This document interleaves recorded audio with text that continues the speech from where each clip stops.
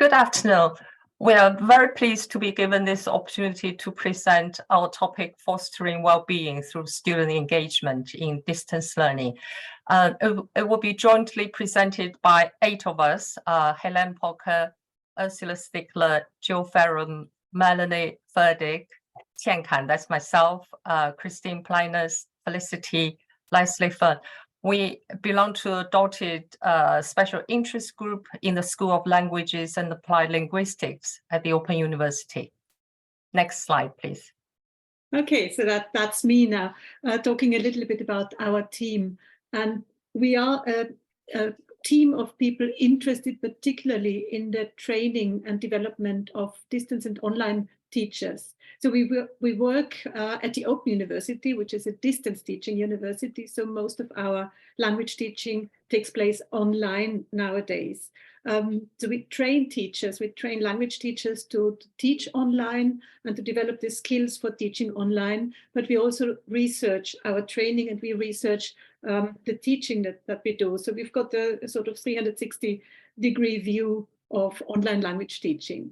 And our focus is the pedagogy of online language teaching rather than the technology. We try to focus on why we are doing it rather than how we are doing it. So let me tell you a little bit about all of us and who's going to talk about what next, so all the different aspects of how we deal with student well-being while they are learning languages online. First of all, Joe is going to talk about induction. Then Felicity and Lesley are both, then Lesley and Joe are talking about student buddies, not to mix them up. So Lesley and Joe about student buddies.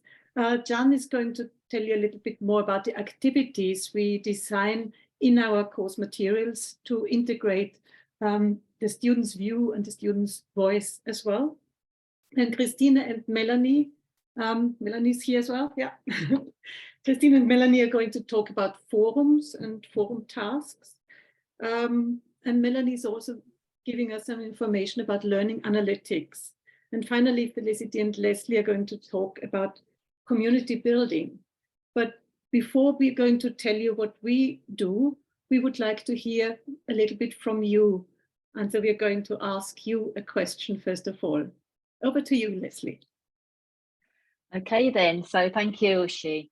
So we'd like to ask you what well-being means to you. So we're going to use Mentimeter to initiate some discussion. The problem is you only have 1 minute, so please click on the link, which you'll see in the chat, and write what well-being means to you. You've got 1 minute to do that. And at the end of our presentation, we'll see and we'll discuss what the results are.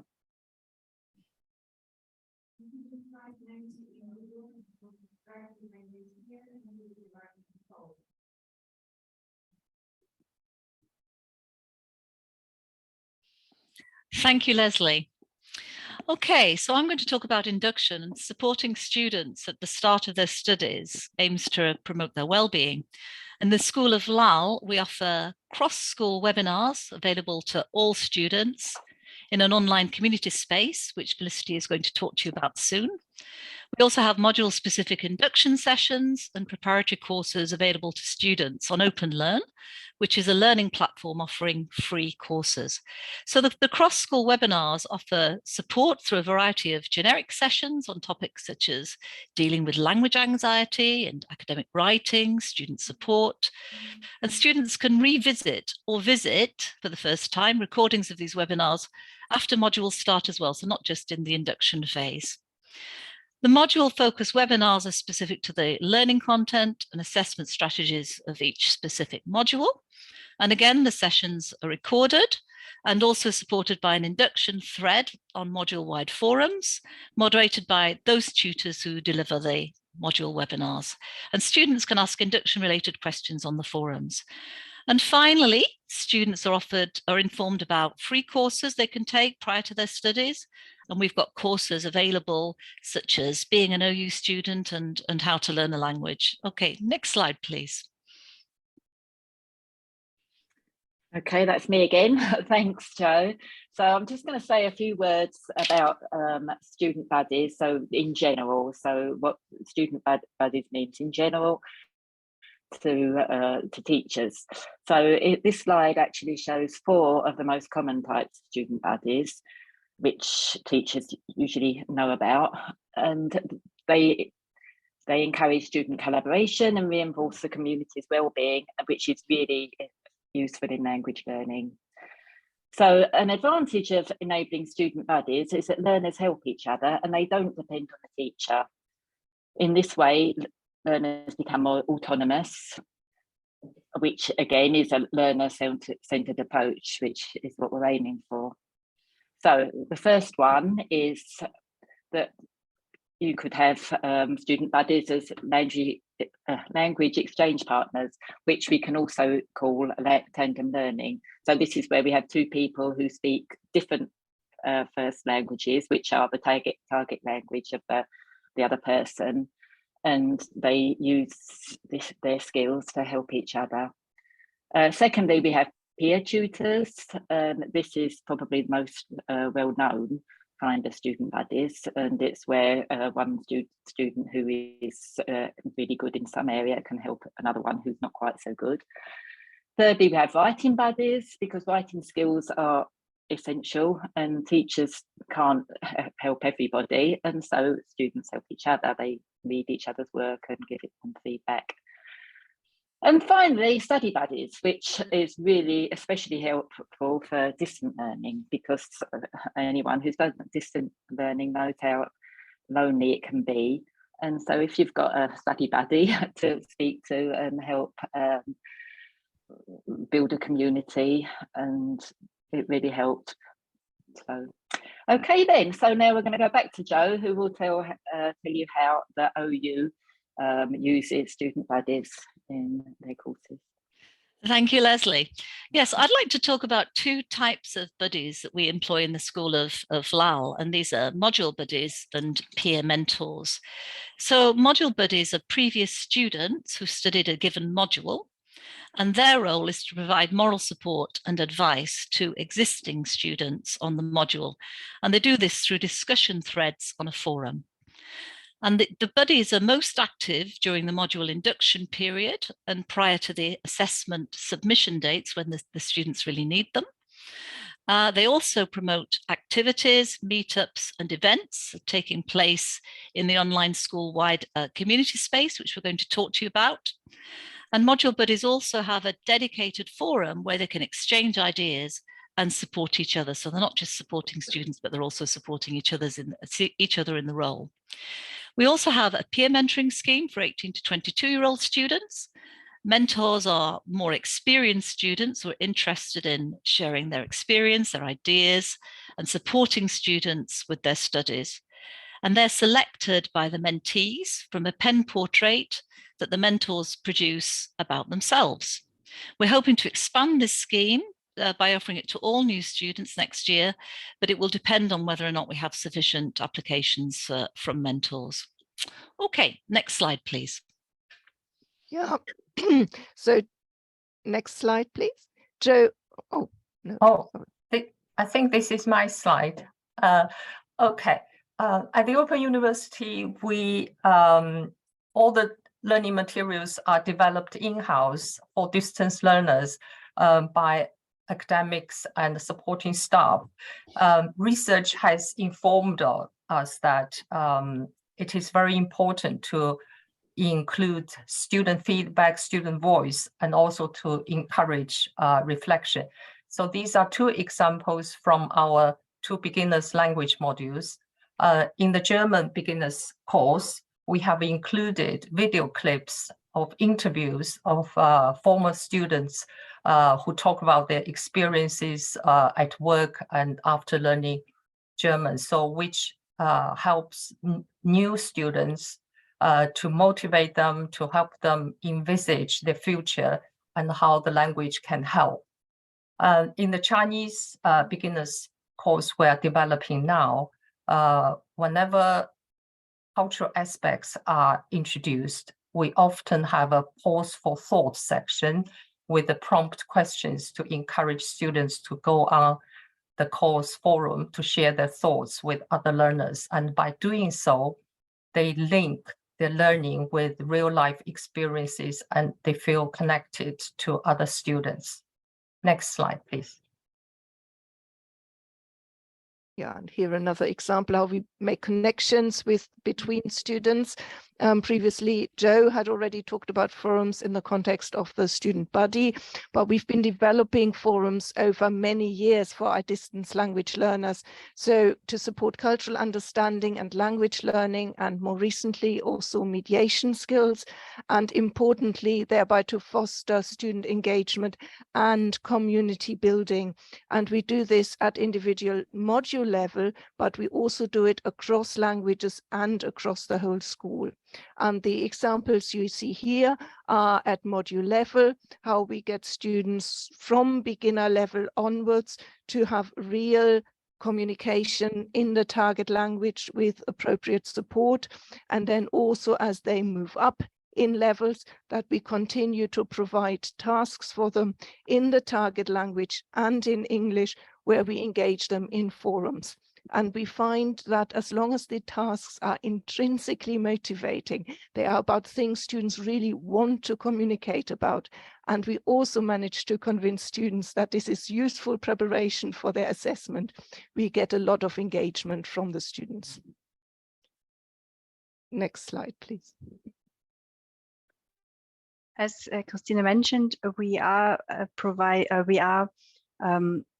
giving students an opportunity to engage across the different language modules as well. And the examples can be found on this slide. So for example, we are giving students a cultural mediation task, and we have a group of students from different languages working together by finding a resource in their language that they then or in the language that they learn, that they then translate into English to share with other students on the forum. And the engagement goes across the language modules as well. We also engage students across the school, where we have students who study languages and applied linguistics modules. And examples of such an exchange would be students who find another student who they want to do a conversation exchange with. They can ask questions, ask for advice here, or also share events that they like. Next slide, please. And one method of keeping track of what our students do are our learning analytics. They are, we particularly use the early engagement alert tool, which we can use to track how students engage with forums, whether they submit their assignments or how they submit their assignments in terms of time. But we can also see whether they engage with the course materials. And this is very useful because it provides us with an opportunity to offer students individual support where needed, if they're at risk of falling behind. And yeah, we offer this support to individual students, but also in a proactive way. Next slide, and over to Felicity, please. Yes, so as well as wanting to support students in study-related sort of community building, we also wanted to try to recreate the sort of experience a student would have in a traditional face-to-face university, where they would meet students from outside of the modules they're studying and develop friendships and support, and maybe take part in events and things taking a place across a school or a university. So within our own school of languages and applied linguistics, we've created an online space which all students who are studying our modules have access to, where they can meet each other, not just for study-related conversations, but also for social events. So we have small group meetups where students can meet each other in an online room that they can set up themselves. We have larger scale events which are set up by students, such as a quiz or a study-related event such as translanguaging. And then we have activities that are also run by tutors to builds on what we've done in the induction program that Joe talked about at the beginning, specifically focused on study skills. But the idea with these events is that they're also an opportunity for students to meet each other and chat so that they can sort of develop support networks outside of the events. Crucially, we have paid community buddies who are students, normally existing students, who moderate a forum. They advertise everything that's going on, and they also set up threads of interest to students from across the school and encourage students to arrange to meet each other, etc. So an example of something we've got, as well as conversation practice, we've got a group called Reading for the Terrified, which all it is an opportunity for students to go into a room together and read out loud in the language they're studying, not worrying about what it means or anything like that, and doing it in a range of different languages, just to get used to hearing the sound of their own voice speaking another language, which obviously is different in a distance learning university, because there's always the risk that students will actually never speak aloud, they'll just sort of do it in their head. So next slide, please. Okay, thanks, Felicity. So now I'm going to speak about community building in a completely different context. So I'm going to talk about specialised online platforms which do encourage community creating and wellbeing in language classes, but within secondary schools, not in the Open University. But it might be useful for teachers, professional courses. So they are very different from the community created in adult education, of course, because teenagers are very different to adults, as we know. So nowadays, the advantage of internet and the conference software is that you can create projects and communities among classes living in different countries, which is along the same lines as distant learning. And but the advantage of this is in secondary schools is that you can then bring a foreign language into the classroom. And not only that, they're excellent places where teachers can meet colleagues and learn ideas and new teaching approaches. And this is done from speaking and working with each other. Okay, so these links that are provided on this page, some of the most popular, although there are many, of platforms available to teachers today. And if anybody's interested in these, the slides will be shared afterwards. But anyway, you can easily find these on Google or other ones. So these are, as I say, the most popular, the most common ones, let's say. eTwinning is for, probably teachers might have heard of them. For people living in the European Union, and it's really quite popular. But I've also put ePal because that is very much the same as eTwinning, but it is for older students. So people working in higher education might be interested in looking at that. Both of them, as I said, are places where teachers can meet other teachers who are looking to collaborate together and to share classrooms and language. On the other hand, Pen Pal Schools and the International Education Resource Network are both international platforms. Pen Pal Schools is British-based, and the IEARN, is the acronym, is American-based, but both of them are open to teachers living all over the world, and they're very popular. IEARN, for example, has got projects that have been going on for years and years. They're so popular. And the last one here is the ASEF, or the Asia Europe Foundation, which is especially to connect teachers who live in Europe and Asia. So, you know, they're worth looking at if your students are going to be teachers, or if you're a teacher yourself.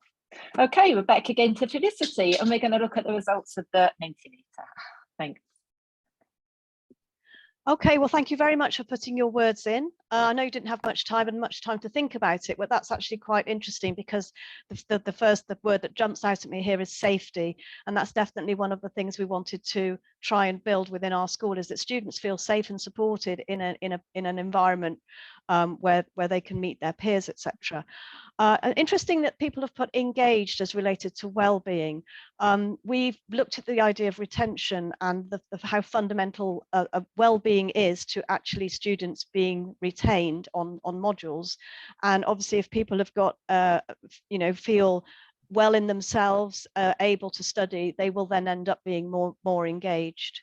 And then we've got some sort of key ideas here that help to create that, such as an anxiety-free environment, something that will help to create well-being, feeling supported, having a sense of belonging.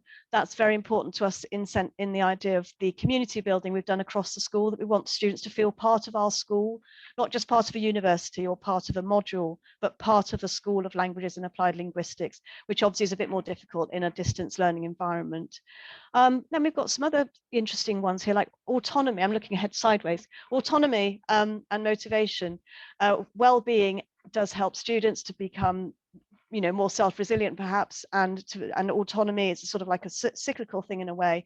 If they're autonomous in their learning, they may have a greater sense of well-being, and also if they've got a greater sense of well-being, they may be able to be more autonomous because they're not so reliant on somebody to support them. So some excellent suggestions there. I'll just pick up one final one, which is inclusivity and diversity. That's something we're striving hard to expand and improve on. And when I was talking about the community space, we are next year going to actually look a lot more at these two aspects and making sure that we are inclusive in the way that we approach students with what's available to them and everything, and actually have students contacting us to let us know where we could do better in terms of our inclusivity and accessibility. Thank you very much.